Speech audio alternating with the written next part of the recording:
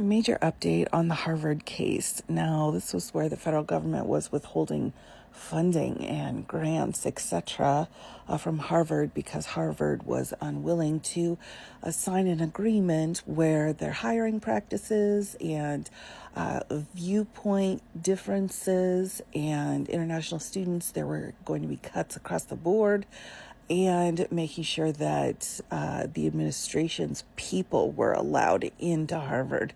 It's been a big hullabaloo. And essentially what the judge is saying is to the administration, no, that's not appropriate. Here's the first page where you can see the caption here, and at the very beginning, the judge is setting out who the parties are. And this is just a continuation of who all the parties are up in that first paragraph.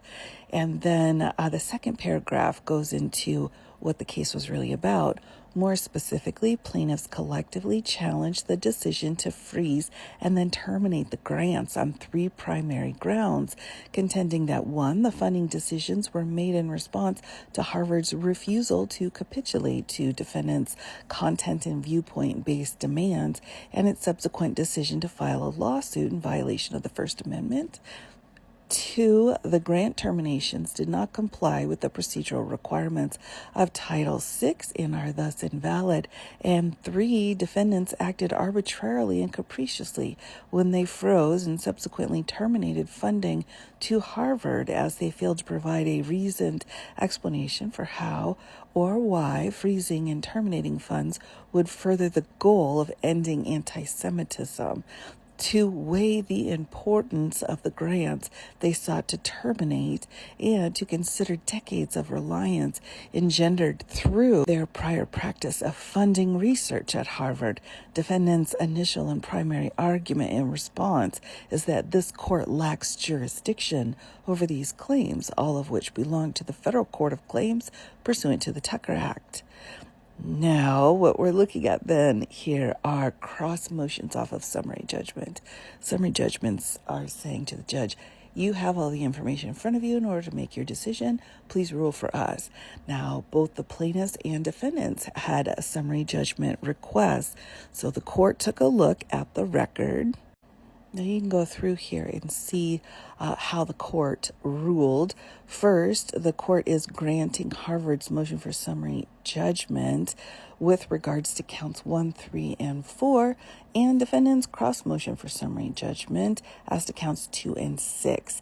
As to count 5, the court grants in part Harvard's motion with respect to the freeze orders and grants in part defendant's motion with respect to the termination letters, which it lacks jurisdiction to review under 5 U.S. Code Section 706-2A, Harvard's and defendant's summary motions in case number 25 CV 11048 are otherwise denied. You can take a look here and see number 2 down there. Then we'll skip to the conclusion.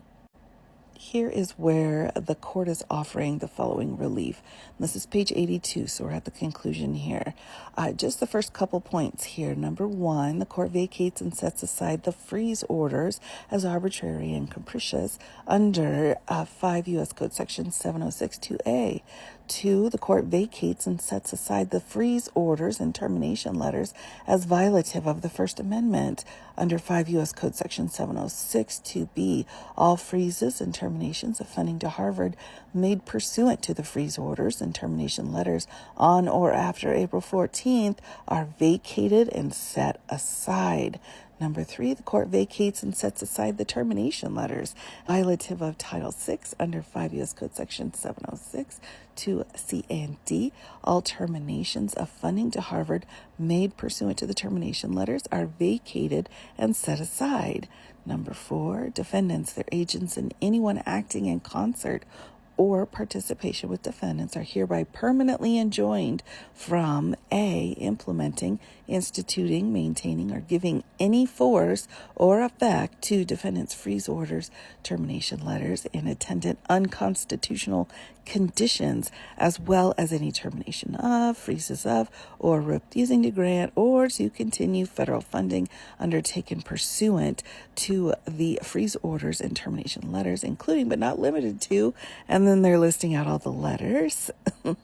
and there are quite a few. And then we've got subsection B here, issuing any other termination, fund freezes, stop work orders, or otherwise withholding payment on existing grants or other federal funding, or refusing to award future grants, contracts, or other federal funding to Harvard in retaliation for the exercise of its First Amendment rights, or on the purported grounds of discrimination without compliance with the terms of Title VI, so ordered September 3rd. So don't get too tangled up here in the legalese. What's important to note is that by freezing these funds and grants, the government was committing an unconstitutional action. The court's calling them out on it, and the remedy here is that the government's not allowed to continue to freeze the money for the grants and various other things.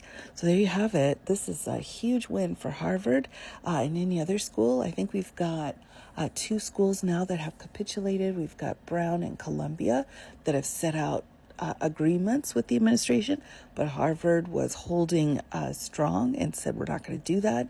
And the decision came out in their favor yesterday.